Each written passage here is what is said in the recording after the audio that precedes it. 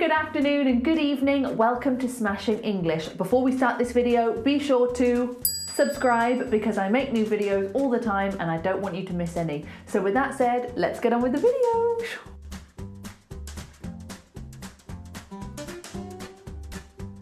Here comes the bride, all dressed in pink.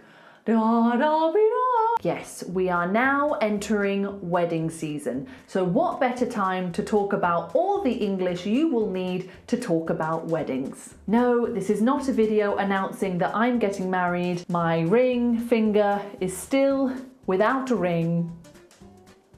And I'm fine with it. So let's not waste any more time and let's talk about all the vocabulary you will need to talk about weddings. I should note, by the way, I am mainly talking about traditional British weddings with a Church of England influence, because those are the most common weddings, I would say, in Britain. But obviously there are lots of different kinds of weddings, different traditions, different styles, different cultures, different religions, but I can only speak about what I know. But hopefully most of this vocabulary will be able to be useful for lots of different kinds of weddings. So let's start off with the time before the wedding. So obviously to have a wedding, there needs to be a proposal, noun.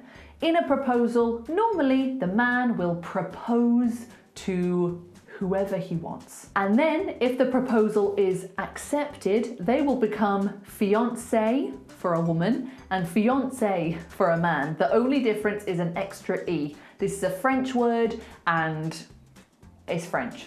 And they are engaged. So you might hear happy couples saying, "We're engaged, woohoo!" And then the noun for this event is an engagement. So you might get a card that says, "Congratulations on your engagement." Then you're going to need to start planning who is going to be at your wedding. So for a woman, normally she will decide on who she would like to be her maid of honor. Her maid of honor is normally her best friend who will be with her on the day to help her, give her a support, and then she will also need to ask some of her other friends to be her bridesmaids. So these are the women that will, again, be with her on the day. They'll all be wearing the same dress. So yeah, the bride will choose her bridesmaids and grooms will choose their groomsmen. So they are like their friends.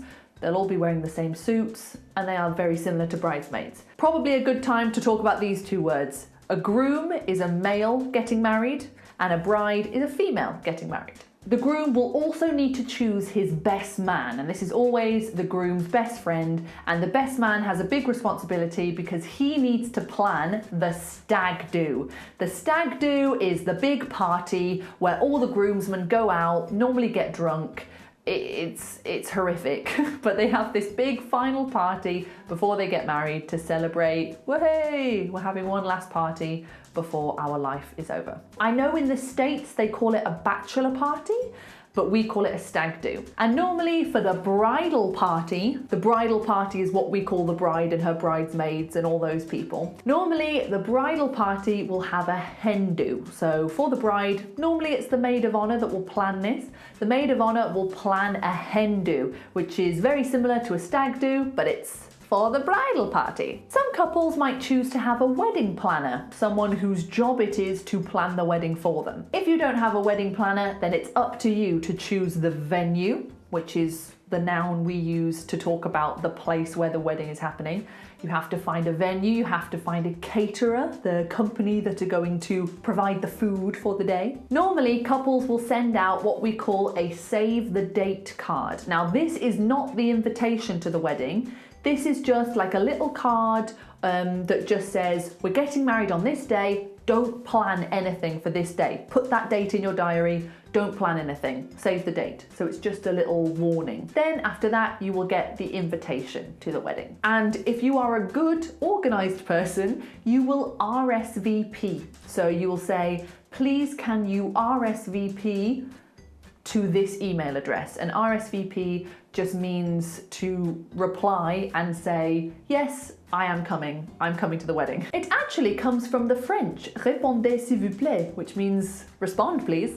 Also before the wedding, it's probably a good idea to get to know your mother-in-law, your father-in-law, your sister-in-law, your brother-in-law. So when we have in-law on the end of a family member, it means it is the family of your spouse. You're the person you are getting married to. So my mother-in-law would be my husband's mother. We don't really use it for any other family members. We wouldn't say like grandmother-in-law or nephew-in-law. It doesn't really extend to that, but definitely for mother, father, brother, sister, definitely. Okay, let's talk about the day itself. So the most important part of any wedding is the ceremony. The ceremony is where you do the I do, do you? Yes, I do. Everyone cries, lovely. And at the beginning of the ceremony, normally the bride will walk down the aisle. Then when you are married, you walk back up the aisle, which is going the other way. So the bride and the groom will walk back up the aisle together. In most church weddings, you will have an order of service, and that literally is a piece of paper that tells you the order of what is going to happen in the wedding. So it might say song, and it will give you the words to the song, prayer, Bible reading, wedding, blah, blah, order of service. And here's a really nice phrase as well. So traditionally, the father of the bride will walk the bride down the aisle, and we call this giving the bride away, to give someone away. So it doesn't have to be the father. If, you know, maybe the bride will choose to have her brother give her away, but that's what that action is called, to walk someone down the aisle and present the bride to the groom. We say to give that person away. It's very common to refer to the father as the father of the bride. That will be his title for the day, and the mother of the bride. We wouldn't really say the bride's mother or the bride's father. We would say father of the bride, mother of the bride. That is their title for the day. I will point out something interesting as well. You probably think from seeing English weddings on TV and films, they say, I do. So, do you take this man? I do. But actually, most of the weddings I've been to, they say, I will. I don't know if that's a British thing, but normally it's, will you take this man? Will you love him? Blah, blah, blah. I will. So you might hear both. You might hear I do or I will. I'm not sure. I think it might be a British thing. After the wedding, it's time for the reception.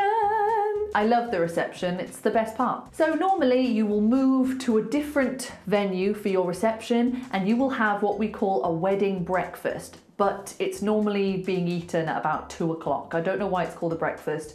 I think it's because it is your first meal as a married couple, so it's almost like a breakfast because it's the first meal you have as a couple. So the wedding breakfast is the meal that everyone eats and enjoys, hopefully. Most weddings will have people sat at different tables, but we have the top table, which is the table with the bride, groom, father of the bride, mother of the bride, best man, maid of honor. It's the important table, the top table, normally because it's at the top of the room. Then after the wedding breakfast, we will have speeches. The best man will give a speech, the father of the bride will give a speech, and the groom will give a speech, and then whoever wants to give a speech. I've been to a lot of weddings where it's just, anyone want to give a speech? And it's quite nice. Oh, I forgot, confetti. Confetti is that stuff that you throw, hey, you're married, throw confetti, woohoo. After the speeches, it's time for the party, whoop, whoop. Normally you might have a DJ, a dance floor, some music, people drink, people have a great time. It's the best part of any wedding. Okay, let's talk about after the wedding. So the bride and groom, when they are just married,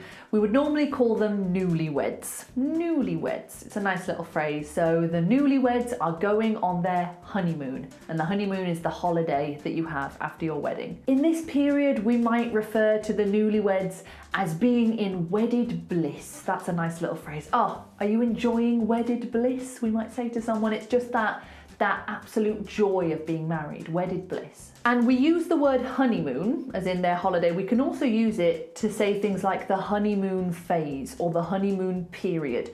And that is just a period of a relationship that is the best. You know, everything is lovely and fresh and you're having the best time together. That we normally call the honeymoon period. And when that period is over, well, I'll make another video about divorce. How about that? Okay, let me give you some other little wedding terms that you might need to know. The rings, we can call them wedding bands. That's quite common to call them a wedding band. But your ring that you have when you are engaged, that's normally an engagement ring. Oh, this is something that you don't want to happen to you.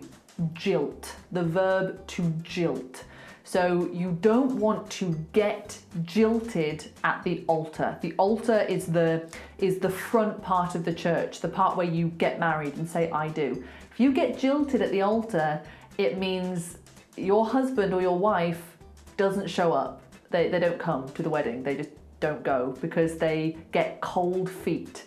To get cold feet means you just suddenly decide you don't want to do something. You get scared about something, so you decide not to do it because you get too scared about it. You freak out. I've never been to a wedding where that's happened, but could you imagine? Oh my goodness. If you've seen Sex and the City, I haven't seen it, but I believe it happens to Carrie. She's going to get married and Big doesn't come. That's getting jilted. We might also have a runaway bride. If you are a runaway bride, you are a bride that ran away. You didn't want to go to the wedding because you've got cold feet, you panicked, so you just ran away. And that's about it. I can't think of any other wedding terms.